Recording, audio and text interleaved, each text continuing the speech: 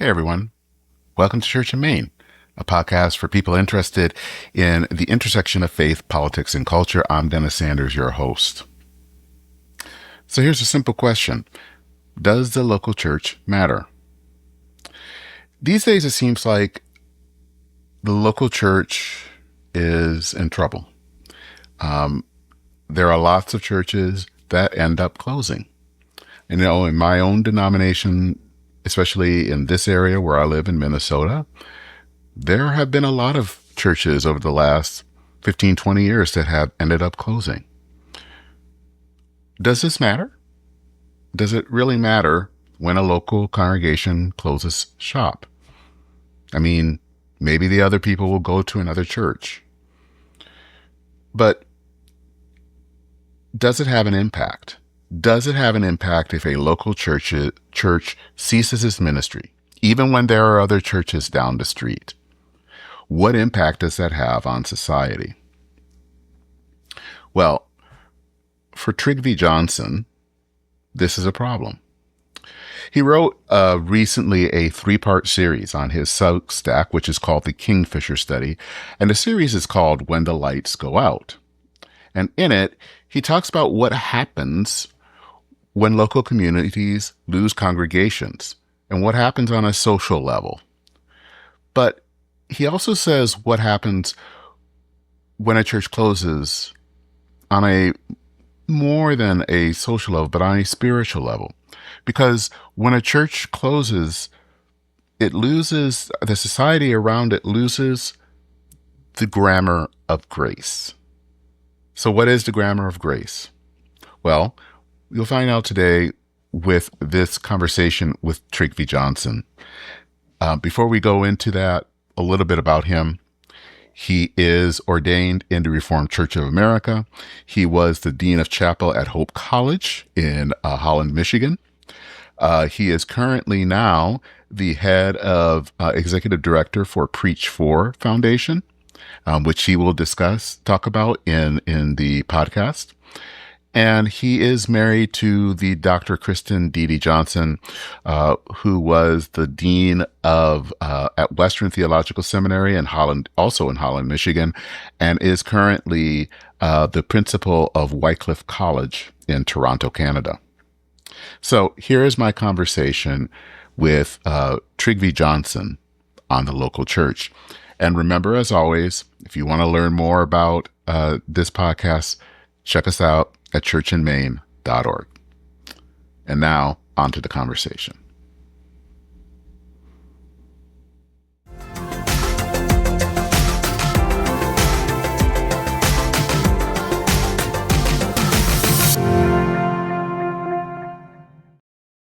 Well, Trygve, thank you for being on the podcast. I always like to start this off by kind of knowing a little bit about you and who you are and what you do. Well, Dennis, thank you for the invitation. It's great to talk with you. My name is, as you said, is Trygve Johnson. My friends call me Trig, so just call me Trig. I am the executive director of what's called the Preach For Foundation. It is an organization that's new, that is designed, built, commissioned to identify, nurture, and empower future exceptional leaders for the church. So part of what we do, think of Preach For as almost like Teach for America, but for the church. We want to place really gifted people who are natural born leaders, have demonstrated that, and placing them in congregations where we help pay a living wage for 2 years and help provide an opportunity for a master's in theology and ask the church to help provide a pastoral and lay mentor. What we're trying to do is engage the problem of why are some of our best and brightest not even considering ministry anymore? It's not even on the radar. I mean, these are like kids that go to college and they're involved in ministries and they care deeply about God and faith, but no one's actually encouraged them. Hey, have you ever thought about being a pastor? Or depending upon your tradition, a priest? Have you ever thought about a life in service to the church?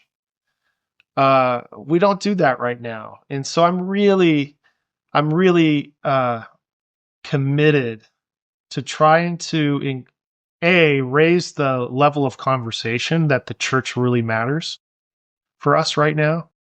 Also, bird dog, really gifted leaders. So here's my example. Like you're from Michigan. I don't know if you're a Hmm. University of Michigan fan. Maybe Michigan uh State.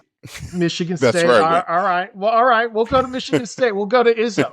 Izzo wants to play for Yep. national championship, right? Hey, that's our stated goal.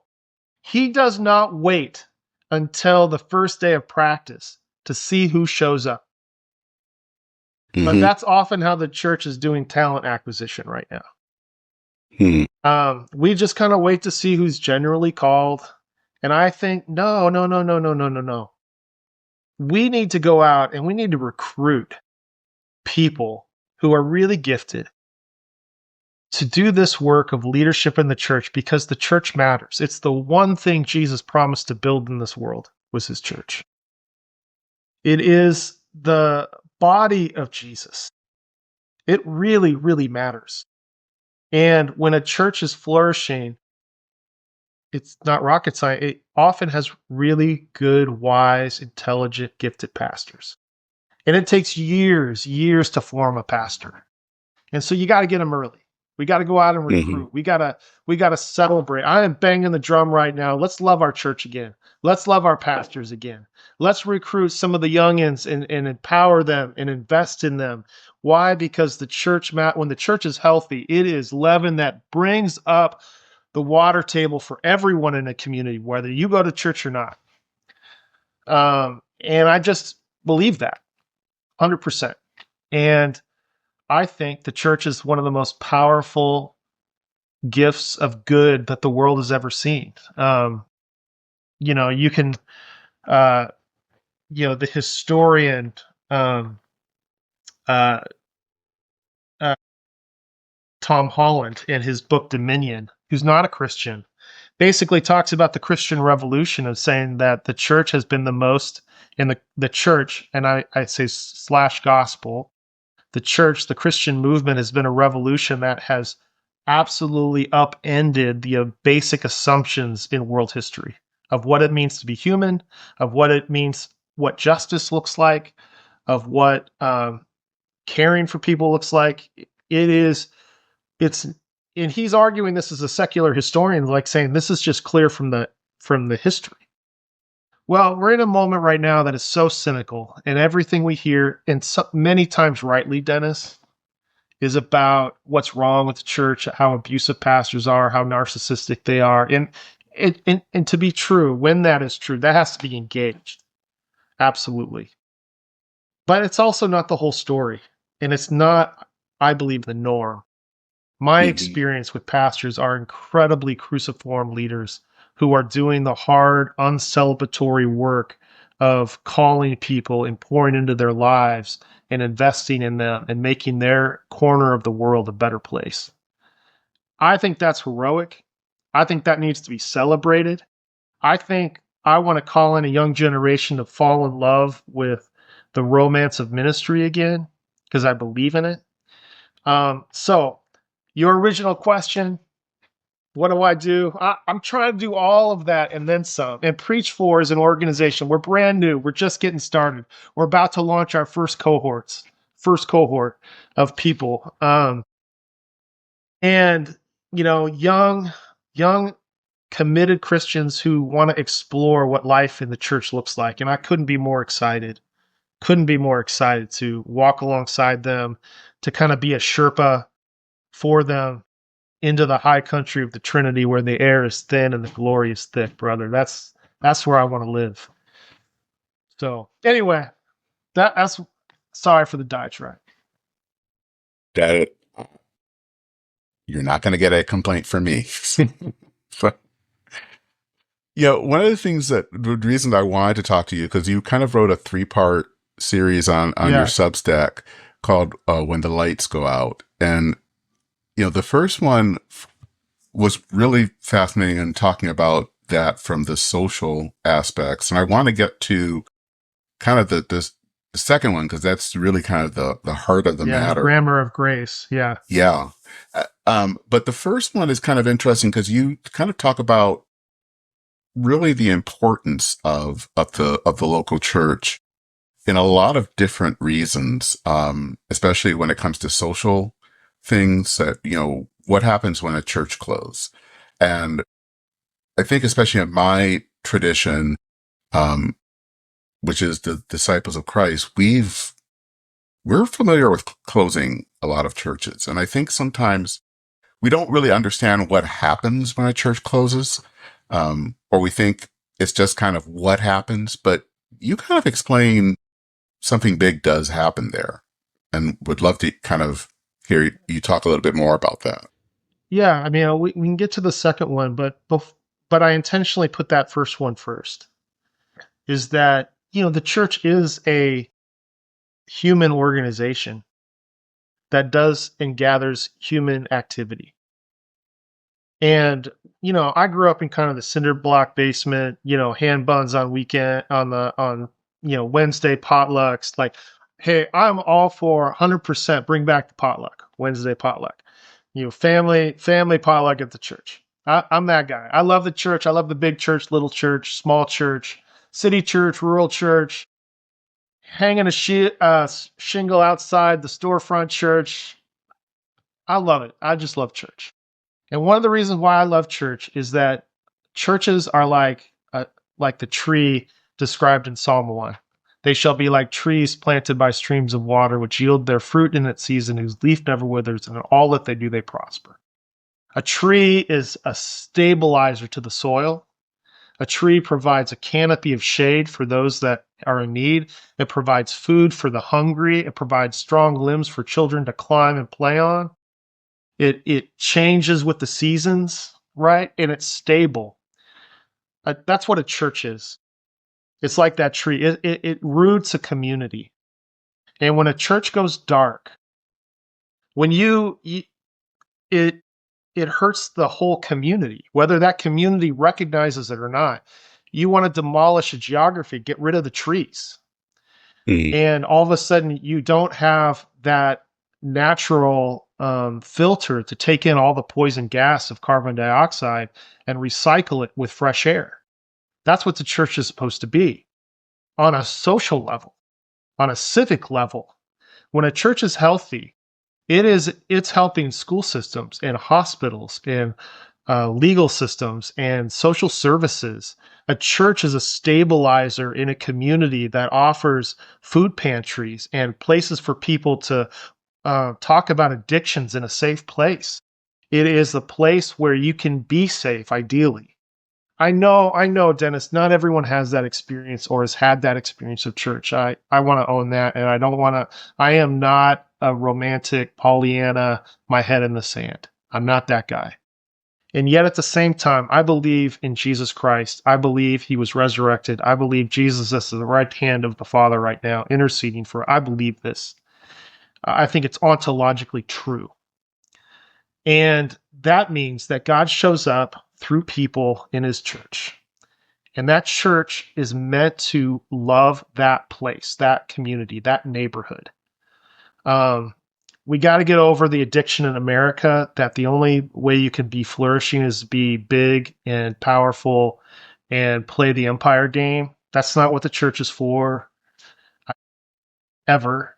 Um, but we are called to cruciform. We are called to submit our lives to this neighborhood, to this place, to these people, and show up for them. And when those churches go dark, those people in the neighborhood do not have somebody to provide that space. And then it's tooth and claw. You want to see how quickly culture is going to um, collapse? Watch as the churches go dark, how quickly we start um, degenerating into our worst selves. You could argue we're already there. I don't quite think we're there. There's a conversation around that. And again, I am not calling for a clarion retrieval to make the church great again. That's not what I'm talking about. I'm not talking about that there's some golden age where the church had it all figured out. That's never happened. I am talking about the Christians who are trying to follow Jesus to reclaim the church as a primary uh, community that is a Paulos. Like, the church is an ecclesia. It comes out of a tradition of the assembly. You can't be a Christian by yourself. You are a Christian in community. And so that is I think, our primary politic. I live in Toronto right now, Dennis, but I'm a proud citizen of the United States of America. And I would describe myself as a patriot, but not a nationalist. Hmm.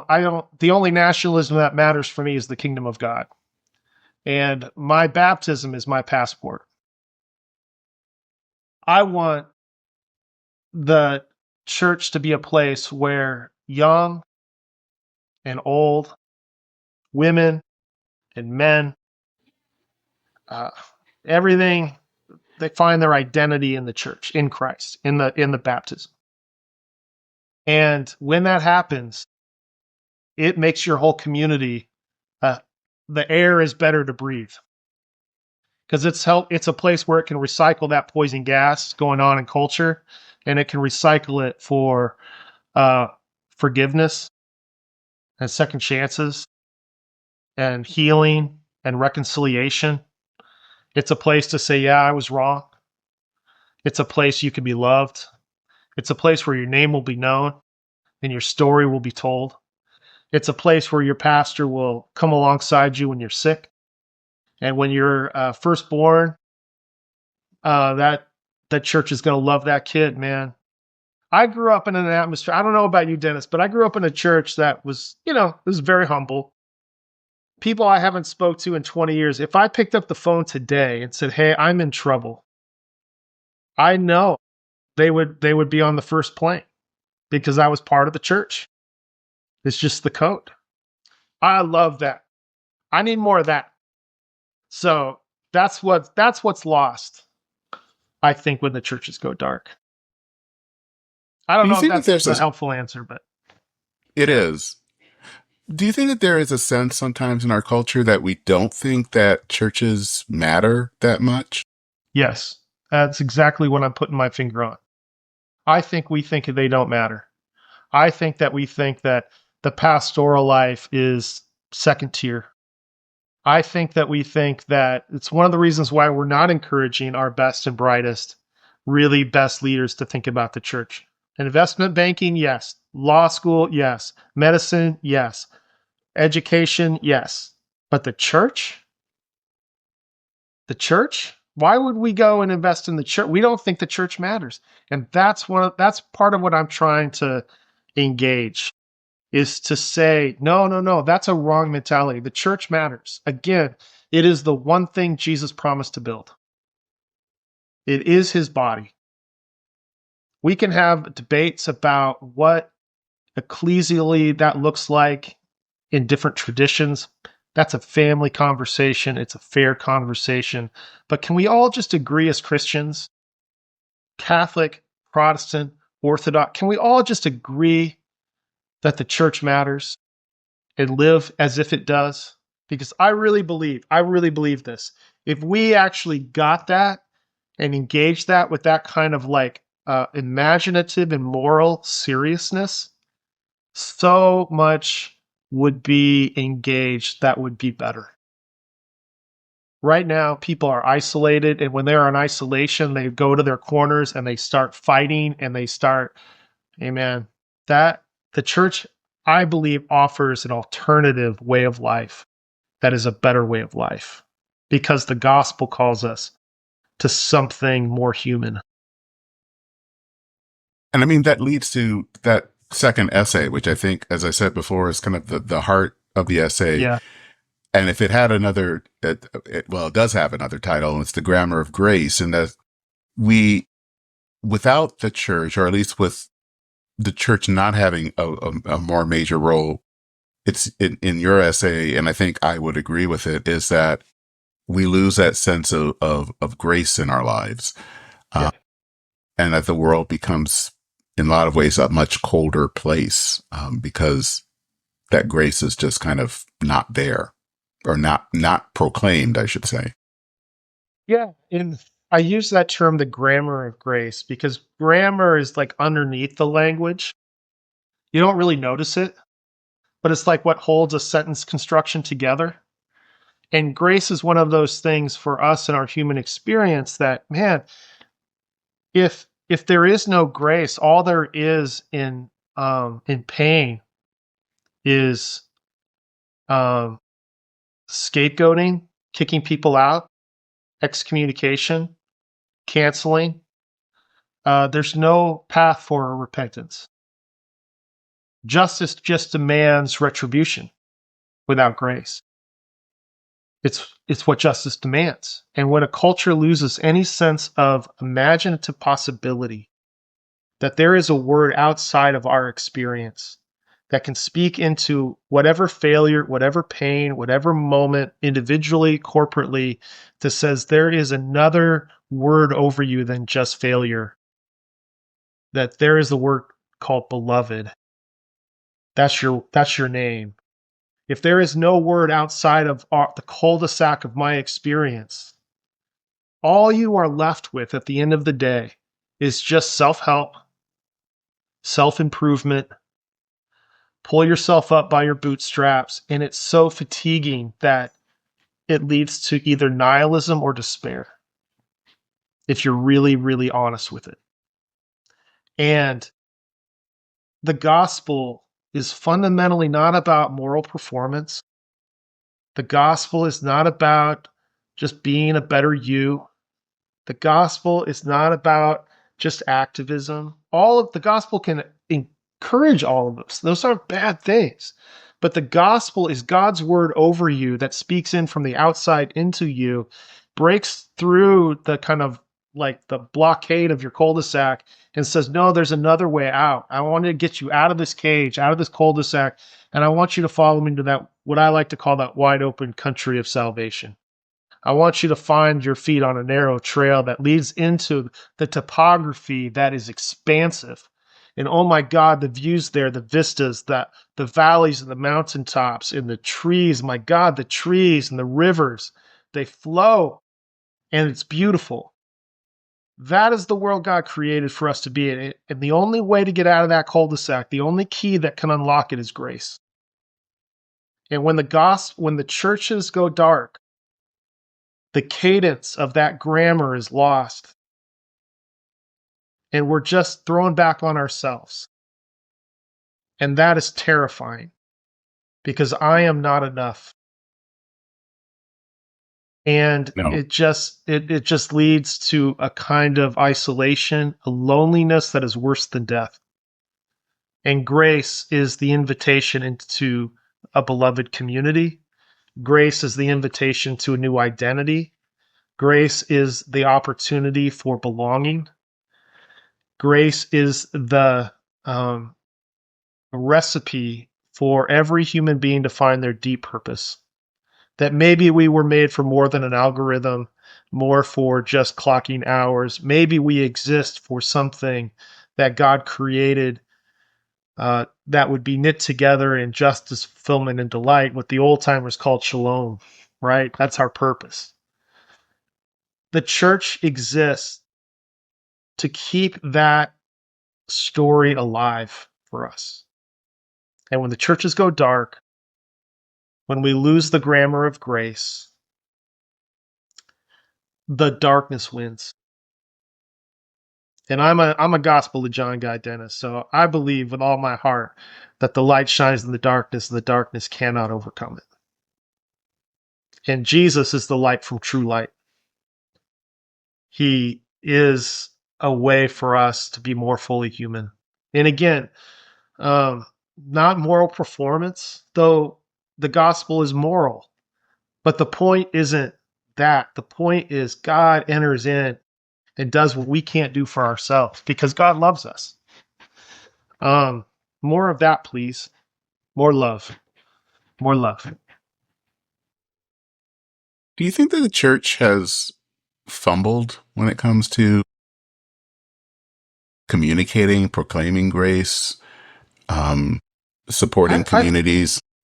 I can only say yes because I have fumbled and I'm part of the church. Like I don't want to paint the church as other. Hmm. I am the church. I have failed every single day. I failed to live it. I failed to proclaim it. I fail. And yet that's not my story. Um, man, I one of the reasons why I think the church is true is it's still here, despite our best efforts to be so terrible. It's still here. The only logical thing I can think about why the church still is here is that God continues to sustain it. It's like the biggest proof of God's existence is that because we're so bad at it. Um, and yet we're still at it. And I find that hopeful. I think the church is clumsy. I think we're, and of course it is because it's filled with sinners. Like we don't join the church because we got to figure it out. We join the church because we don't. And we're all trying to figure out our own traumas and our own pains and our own stories. And my God, I just want it to be a place where we can do that with some like extended mercy and grace.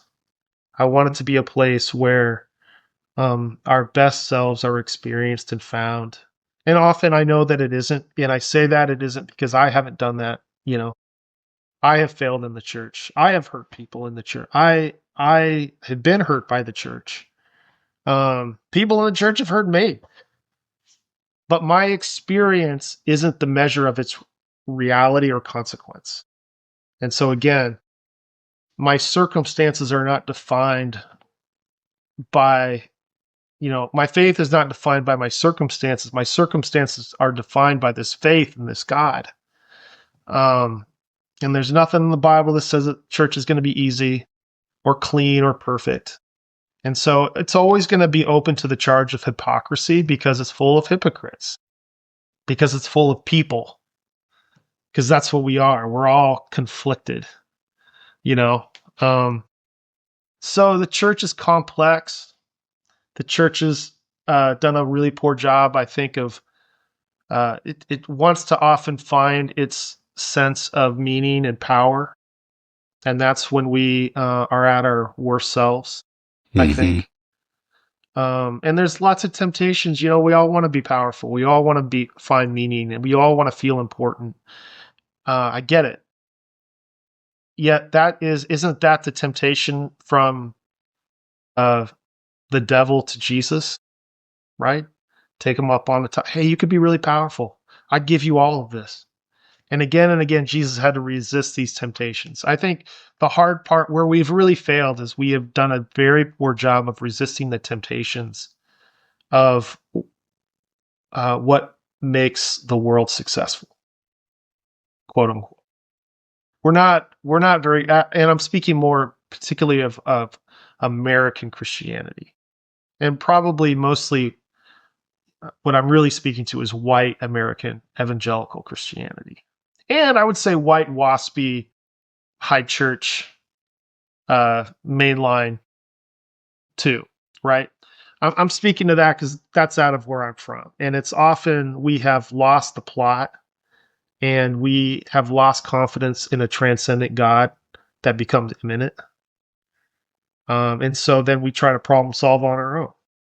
And that's when we're bad.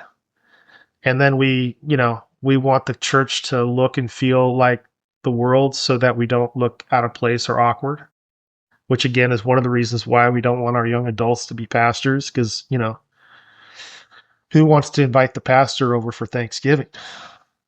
And if that pastor is your son or daughter, my God, it's all weird. There's three things you're never allowed to talk about, religion, politics, and money. My dad's a banker, my sister's in politics, and I'm a preacher. So, Thanksgiving's fun for us. So, I'm wondering when you talk about in the first essay about the recovering the romance of pastoral calling, yeah. is if there is a link there between our kind of modern sensibility where we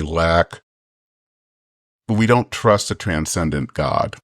Yeah. that we Right. don't in some ways expect God to show up, and that we feel like Yeah. it's on us, and Yeah. that maybe is there a kind of a connection there? Because I sometimes see that in how people view the Yeah. ministry. I- If you're, I don't know if you're familiar with the work of Charles Taylor, The Hmm. Secular Age, right? So he talks about the Yeah. disenchanted age, that, once upon a time, it would be impossible to grow up or live in the civic world in any serious way without the idea that God existed. We have now constructed a world where that is not a normal, necessarily even necessary assumption, nor an easy one to embrace. Hmm. And underneath of that, then becomes this is part of the loss of the grammar of grace. When there is no grammar of grace, you lose the capacity to believe that there is a transcendent that speaks in. And if there is no transcendence, where's the wonder? Again, you're just throwing back on yourself. So I'm very much pressing in on a cultural moment that assumes that the transcendent um, isn't something to even look for. And yet, again and again, the human heart aches for that. You feel it in the sunset. You feel it walking into a cathedral. You feel it listening to Avo Par. You know, you feel it. Listening to uh, uh, Bach cellos. There is something that pulls at the human heart that says there is something outside of us that matters. If there is no transcendence, there is no real beauty. And this is, I'm echoing now C.S. Lewis, where he talks about those echoes of beauty are actually the signposts to the transcendent, reminding us that we were made for a different home, not as an escape hatch from this home. He doesn't mean it that way, but as a way to say, no, no, this world is enchanted. I'm a Christian, Dennis, partly because I'm intoxicated with wonder. I think this whole damn world is just so beautiful. Um, the the small things, the quotidian mysteries, um, the little exchanges you have with a stranger, the shadows, the different colors of green. Take your pick. It's all just so enchanting, and I just think, what if that enchantment was a gift from the gift giver for us to just enjoy? Um, there's a kind of rabbinic saying that says that God is not going to be upset at the things we did or didn't do. God's going to be upset at the things that we didn't enjoy. Hmm. Um, and I like that. And it goes to the idea that God just made the world, called it good, and that good was intrinsic in and of itself. And part of, I think, for the church is to reclaim an intrinsic wonder of this world and believe that it matters. So I mean, that can launch us into creation care, that can launch us into politics, that can launch us lots of different directions, obviously. But it begins with this idea that there is a God whose transcendent is also immanent. So I love, like, the opening scene of the Bible, right? You get these two creation narratives. Genesis 1 is this really transcendent God from outside speaking in. There's chaos, orders the chaos into the seven days that all build upon, day two fulfills, day four, day three fulfills day five, day six fulfills day six, all of it. It all builds together. Beautiful.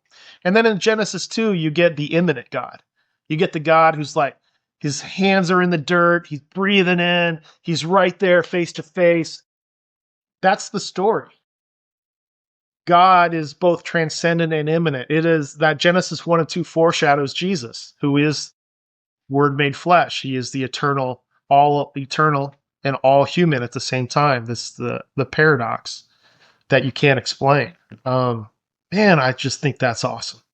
That's so cool. This is beautiful. Um, and that kind of wonder then takes me out into my neighborhood and helps me see people. And that person that I see, man, God made that person unique. God made that individual the way they are. That's beautiful. I don't need to be in competition. I need to be in communion. I don't need to perform. I need to participate. That's that's what I think is to explore together. And that's part of what I worry is lost when churches go dark.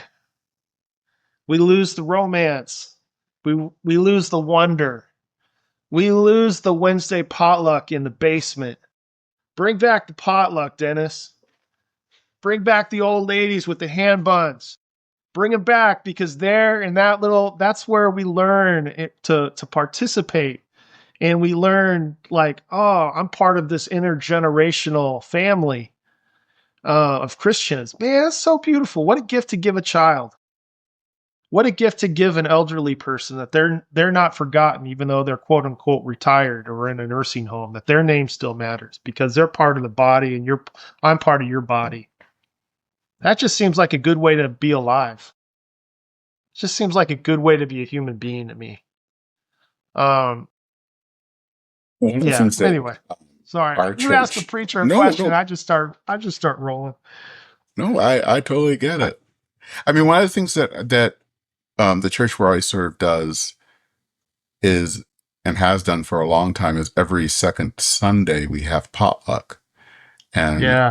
there is something meaningful, or right, so it's right after worship, and there is something meaningful about that, and um, it is kind of where life is shared and where Yes. things we actually know one another, and in some ways it feels like the passage in the end of Acts 2 of the Yeah. first believers They devoted having themselves meals to the together. apostles' teaching, to fellowship, to the breaking of bread, and to Hmm. prayer, right? That Yeah. breaking of Yeah. bread, there's God does really good things around food.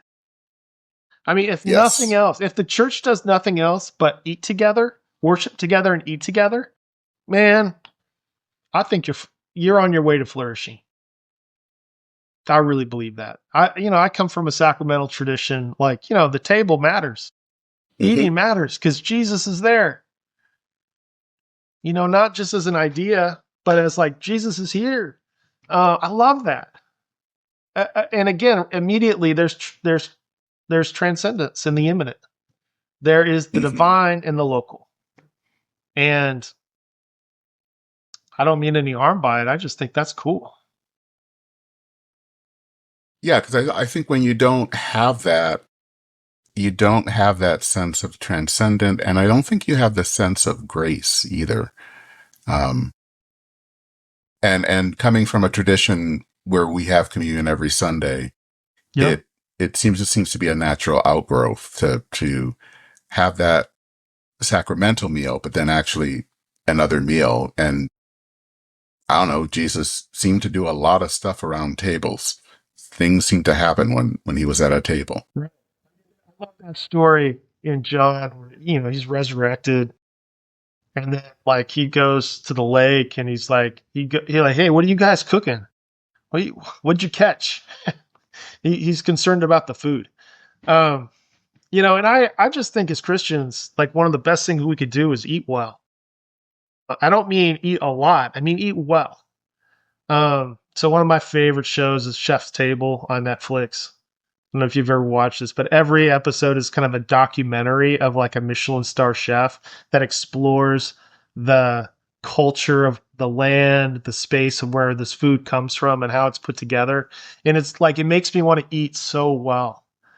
And I think that's like, oh, because everything's a fruit of this creation that God has already made and putting these flavors and textures together. Like, what if the church was a Michelin star place where people experience the best food and we eat well? I mean, I've never given this sermon, but I've been close where, Jesus' first miracle in John is turning water to wine. The thing that no one ever talks about is that, you know, yeah, it's a miracle there's water to wine, but then the declaration, this is the best wine. I'm convinced, Dennis, that Jesus just doesn't want to eat bad. He doesn't want to drink bad things. So when he makes wine, it's awesome. It's the best wine. I think we owe it to the world as a Christian community to eat well, drink the best wine, offer really good things to people. It's Babette's feast. Let's not hold back. Let's offer really good things. Um, I just think that excellence matters in that way, not out of elitism, but out of a way to be human and invest in quality. Um, Jesus does that around food. And I think the church at its best offers that in a cornucopia of different resources to people. And that's one of the reasons why I love the church. And one of the reasons why like my little organization, Preach For Foundation, exists to raise up people like you, Dennis, that love the church, who are pastors, who are loving a people in a place, who open up the word, the book that we love, and unleash its message, where the grammar of grace can knit together sentences that become paragraphs, that become chapters in people's lives. Yeah, you said something in that article on the grammar of grace, which was fascinating, and I wanted to read a little bit of it here. It says, we Yeah. have argued for the church for its social utility, its community aspect, its role in the nonprofit ecosystem, its contribution to civic life. All of that is real and worth arguing for, but somewhere in the argument, we quietly accepted the premise that the church needs to justify itself by the institutions around it, that it needs to earn its place at the table by demonstrating measurable outcomes.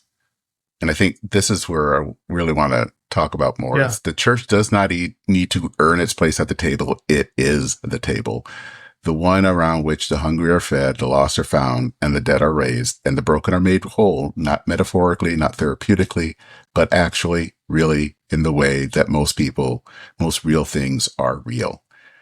I think that that is important for the church. And because I do think there's something I remember one time someone saying that one of the things, especially now, that the church feels like it needs to prove that it's useful.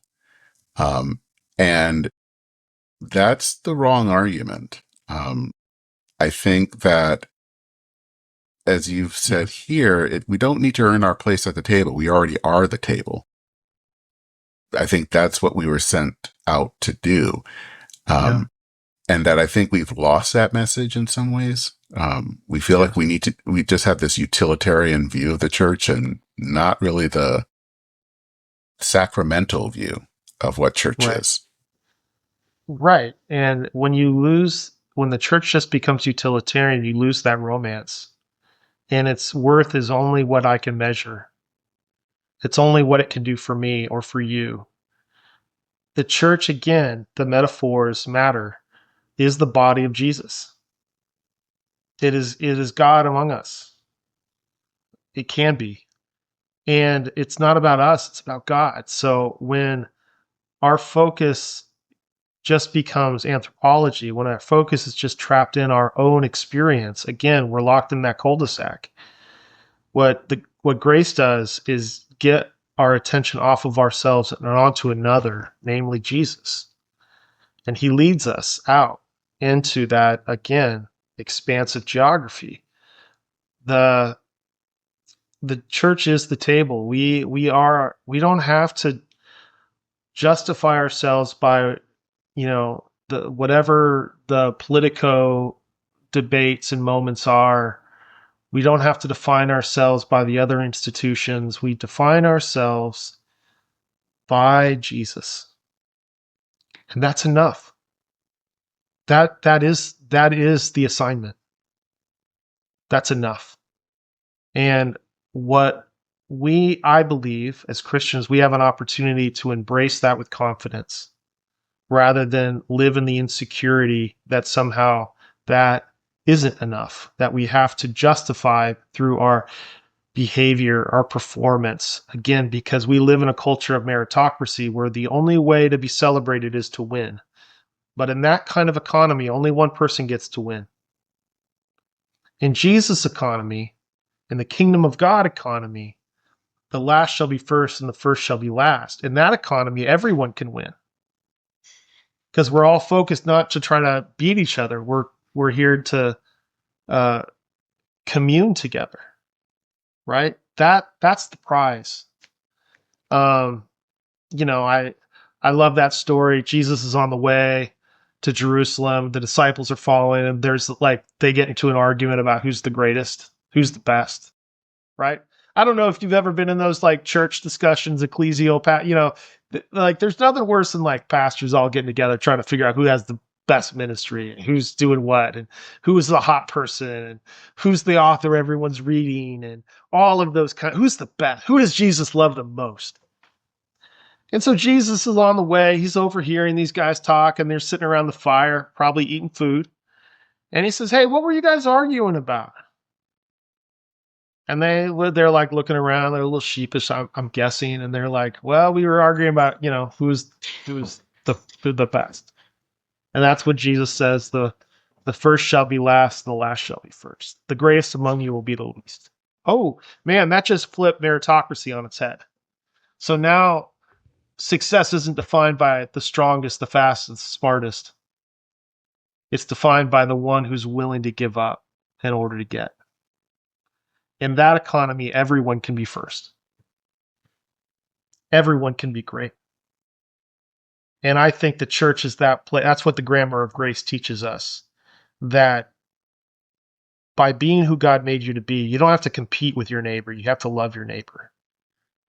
You don't have to be the fastest runner in order to receive the prize. You are beloved. We don't have to put our kids through the athletic industrial complex of travel sports in order for them to learn that what matters to be loved is you have to win. What they need is a church potluck on Wednesday where they are fed, their story is honored, and they have a identity, and they have a belonging, and they have a purpose. That is what's lost to a generation that grows up without a church. And that's why I think there's an urgency. And the urgency is all based on the fact that the church matters. That's what, Dennis, I want to be about. I want to serve that.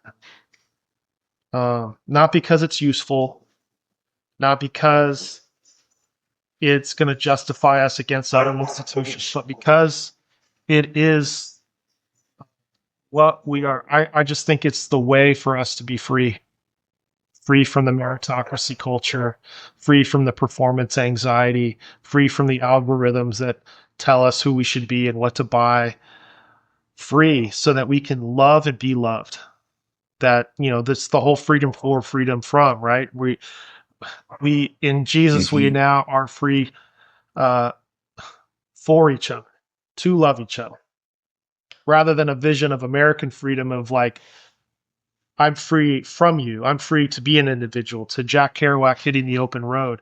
All that does, again, is lead back to an isolated life where the best you can do is the best you can do. The best you can do is perform. And man, that's just exhausting. It's just tiring. And we see it all around us. I mean, you're a pastor, you see this in your people. You see it in the civic environment. You see it everywhere. Everyone's trying to be a thing so that I think they can hear that somebody loves them. What if they're already loved? Because that, again, is the ontological anchor. Because of God, you are loved. And that love is enough. We don't have to justify it. We just need to live into it with a little bit more creativity, a lot more courage, a great sense of humor, and some fun. And let's be at play in the fields of the Lord. And let's have a potluck.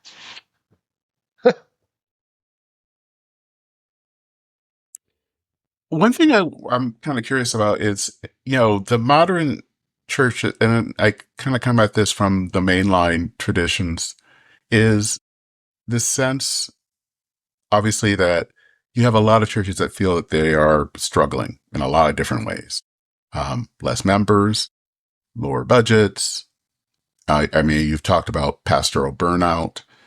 Um, what is the word of hope for those churches? Because I think that there is still a mission out there, even if you don't have much, because obviously churches in the past didn't have much. And I also kind of grew up in the Black church, and Yep. those traditions Right. didn't have much. But what is the word of hope that you can give in this kind of anxious time where, and especially in this culture where we feel that we do have to perform? Yeah. Ooh. Um, that's a great question.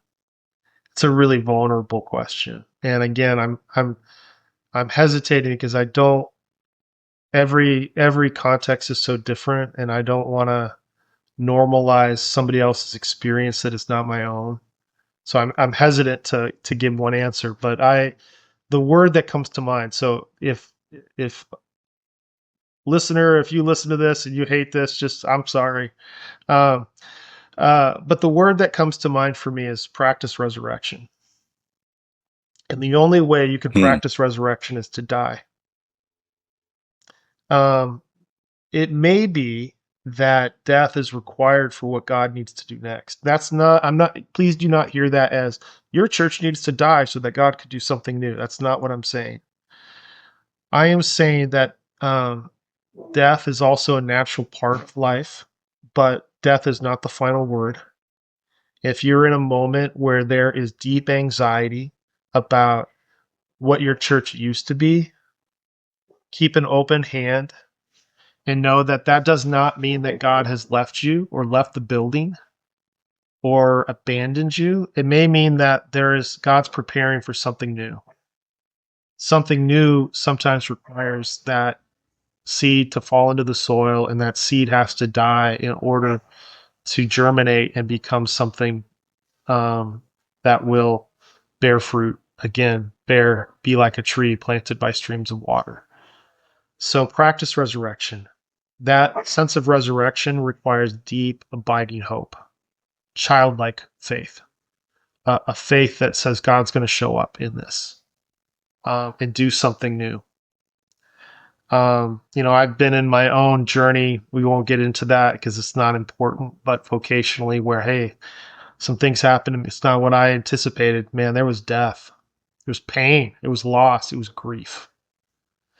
And I had to find a way to practice resurrection and to embrace that the story of God is my story. My story, it gets to participate in God's story. And that primal story is God in Jesus who offers his life. He dies at death and yet comes back to life. The gospel, the grace is all about new life. So, what I would say to you is, hey, there is new life ahead for you. Don't be afraid. Don't be afraid. Don't be afraid.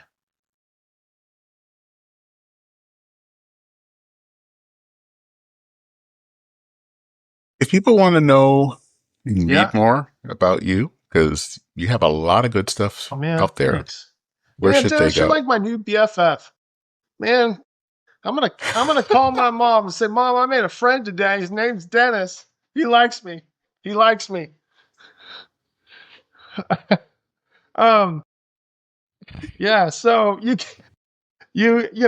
hey, you can. I've got a little Substack that is kind of my little sandbox called the Kingfisher Study. It's my tip of the cap to Eugene Peterson, who was a mentor of mine. Um, and it's also where I'm working out some ideas for the Preach For Foundation. I would love for you to get on our website at the Preach For Foundation, follow along, uh, sign up for our newsletter, just cheer us on, and we're trying to cheer people on.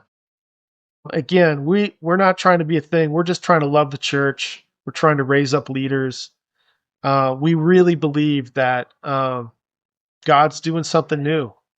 And in the midst of a lot of anxiety, we're taking to heart Paul's words, do not be anxious about anything, but by prayer and supplication with thanksgiving, man, make your requests be made known to God, and the peace of God will guard your heart and your mind.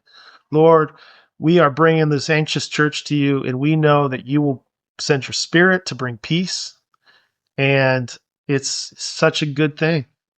So follow along at Preach 4 Foundation. Join with me on the Substack. Talk to me online. I've got a book, The Preacher as Liturgical Artist. You can find it on Amazon. You know, you and my mom will buy it. So it'd be great. Be great. Well, I saw that book, and I that's going to be one of the next I'm reading, because I think it's fascinating. I think maybe it was you that talked about kind of where Bart was on some Yeah. things, and how some people look at Yeah. others, So and the basic, being around people who are artists. I yeah, and understand part of that. like the preacher's liturgical artist isn't it? Jesus is the artist. So part of that Hmm. whole conversation, there's probably another podcast. We'll cut it short, but yeah, Well, it this will be, is like yeah. a Um, you listener are going to care about this, but there's a long history about the imagination and why it's actually a category for truth bearing. And Jesus redeems and unleashes our imagination. In Jesus, we become artists, and the word becomes unleashed in a new way. If we can embrace that identity, we perform our metaphors, right? What if on Sunday people came into church thinking you were an artist, Dennis? How might that impact how they hear you? How might that impact how you write and offer the word? Anyway, that's another time. So Hmm. you got to invite me back, Dennis. You got to It invite me is. back. Yep. Yeah, I will. That's. I mean, you've already Can we whetted be my friends, appetite for Dennis? Can we part be two. friends? So, All oh, right, we brother. can. We will. We are. Well, hey, again, check us out. Check All out right. the Thank you. Kingfisher study. Check out, most importantly, the Preach 4 Foundation. Love your local church. Love your pastor. Love your people. All right. All right.